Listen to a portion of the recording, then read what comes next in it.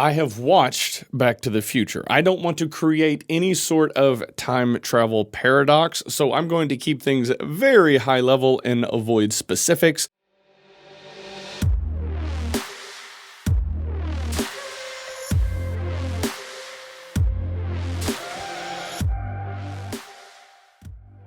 How is it going, ladies and gentlemen? This is Sean Barnes. I want to welcome you back to The Way of the Wolf. I received a request from a viewer asking if I could record a dedicated episode giving guidance to my 20-year-old self on how to make bank. Yes, the 20-year-old version of Sean would be all focused about how to make bank. I have watched Back to the Future. I don't want to create any sort of time travel paradox, so I'm going to keep things very high level and avoid specifics, but hopefully the lessons that I will share on this episode will resonate with some of you that are just out of high school, just out of college, and trying to kind of figure things out in life. The first piece of advice that I would tell my younger self is to stop being so negative. I admittedly struggled with this quite a bit, where I had this pessimistic outlook. And the story that I would tell myself was I would overthink, I would overanalyze, and I would always find something wrong with everything. Well, this is going to break because of that. This isn't going to work because of that.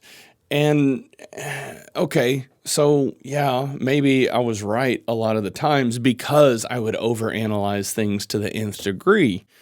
But I've come to realize that you can be realistic or you can be optimistic. Both paths, you'll probably be right. And one path gets you rich. If you sit and always find something wrong with everything, you're not going to make progress on anything in life.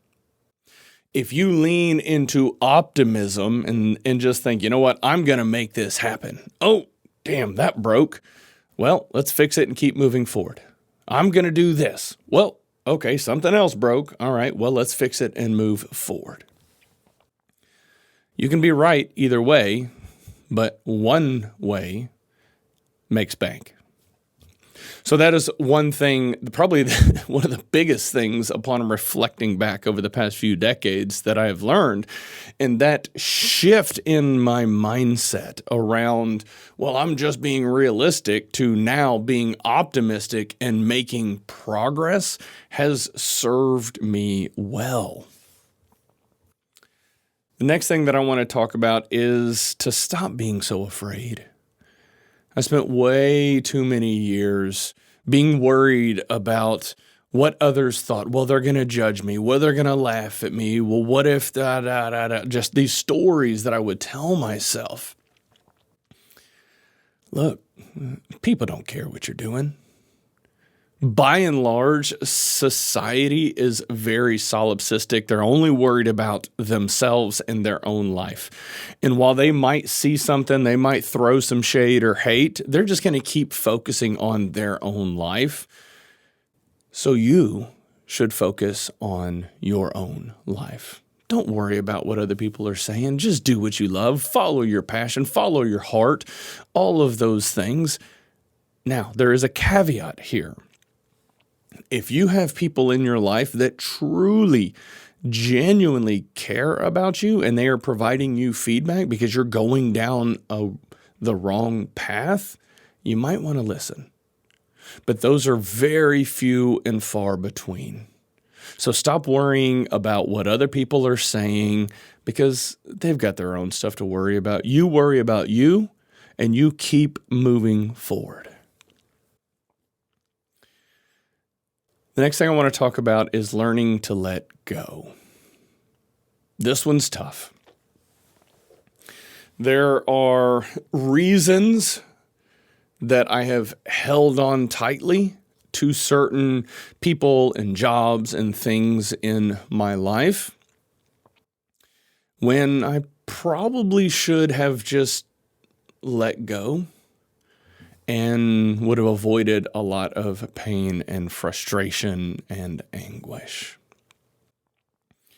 And learning skills around being able to just let go of those things that don't serve you can be challenging. And you may want to dig a little bit deeper, whether it's finding a mentor or going to a therapist or something, to figure out, why are you so tightly hanging on to this thing? But learning to let go of anything that doesn't serve you and is actually dragging you down and slowing you down and introducing friction to your life that is preventing you from getting where you need to be, that is an extremely important skill for you to develop. And the last piece of guidance or advice that I want to share is finding a mentor. I've had more examples of what not to do in my life than I can possibly imagine. And there are a very few people that have come into my life as mentors that have been a guide, and they weren't always right, but they were a guide. That is how you need to view mentors. Somebody that has experience in the things that you are struggling with in life and can shine a light and say, try going down that way. That might help you out. They will never have enough context on your life to tell you, okay, you're going to go this far for 200 yards, then you're going to turn right, and then you're going to turn left, and then they will never know enough about you or your life to be able to give you that level of guidance, but they can point you in a specific direction and tell you things to watch out for. But you have to listen.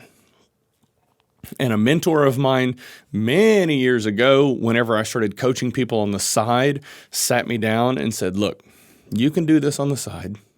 You can dabble in it, but you're never going to achieve the things that you are capable of achieving until you go all in.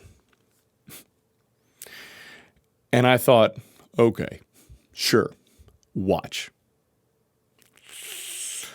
That was ego talking. And he was right. Now, he didn't know exactly what path, but his guidance was sound. And it took me far too many years to actually listen to it, and even more to apply it.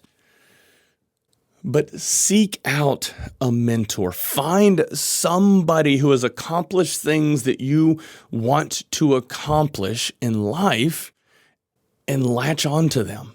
Figure out how you can spend as much time around them as possible, whether this is going to masterminds or finding a coach or somebody in the business or the company that you work for that you respect and admire, and just go spend time with them and ask, hey, how can I do this? What should I do here?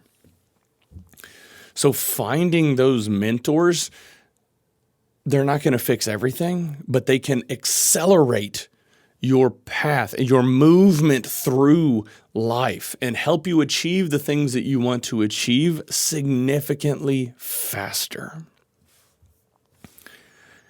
You know, ultimately, everything in our lives unfolds exactly as it should. And part of the conversation that I had with this gentleman is, would you change anything? Absolutely not. All of the adversity, all of the frustrations and challenges that I've experienced have taught me the lessons that I needed to learn. Was I maybe a little bit too stubborn and letting my ego control me a bit too much? Yeah, possibly. But there is also a lesson in that. Stop worrying so much. Follow your passion, do what you love, and learn to let go. As we move through the seasons of our lives, not everybody is going to be a part of it for the entire time, and that's okay. All right, ladies and gentlemen, that is all I have for this show today. Hopefully this is beneficial for all of you young ones that are out of high school or college and trying to figure things out. Your parents, a coach, a therapist, a mentor, nobody is going to be able to give you all of the answers.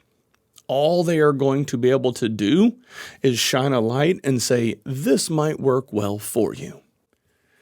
But it's up to you to walk the path. It's up to you to figure out, how do you make the most of this life?